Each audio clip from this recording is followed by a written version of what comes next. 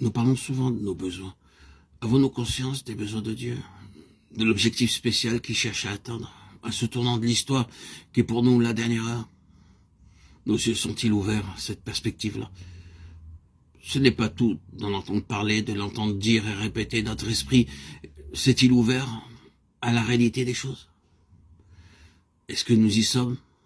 Participons-nous de ce mouvement de vie, de travail à chaque quelque chose dans ces derniers temps?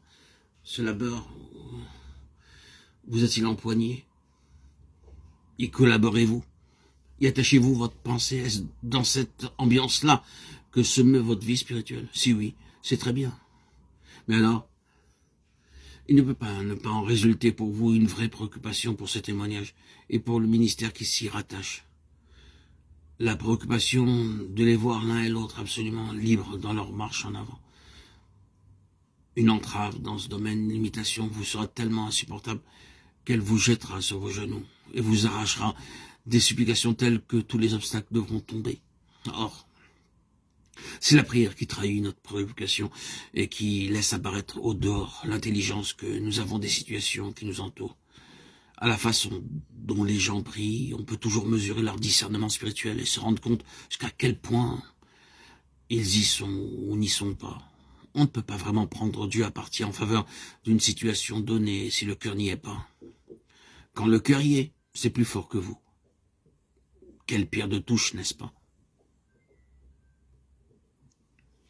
Est-ce que nous constatons certains empêchements, certaines limitations au sein de la famille spirituelle à laquelle nous nous rattachons?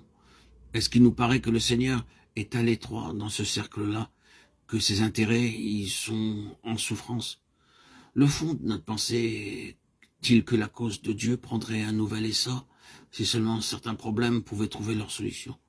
Supposons que Pierre, pour en revenir à Pierre, représente une personne quelconque ou une chose quelconque ayant de la valeur aux yeux de Dieu.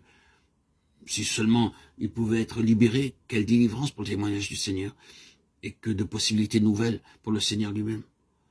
Sentez-vous des obstacles dans le témoignage auquel vous êtes directement associé ou en souffrez-vous? Il y a la matière à réflexion. Il faut aller au fond des choses et prier dans ce sens-là. Nous devons mettre du discernement dans nos prières.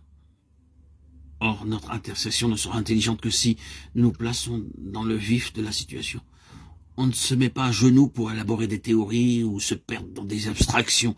Nous devons localiser les points où une solution s'impose, situer le mal, mettre le doigt sur les causes, puis d'un commun accord concentrer nos prières là et nous laisser empoigner par ce corps à corps spirituel avec l'obstacle.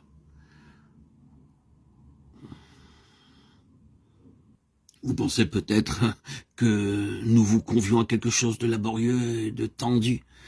Croyez-moi, bien-aimés frères et sœurs, en Christ, auditeurs, auditrices, tout est joie et liberté sur ce chemin. Tout est joie et liberté.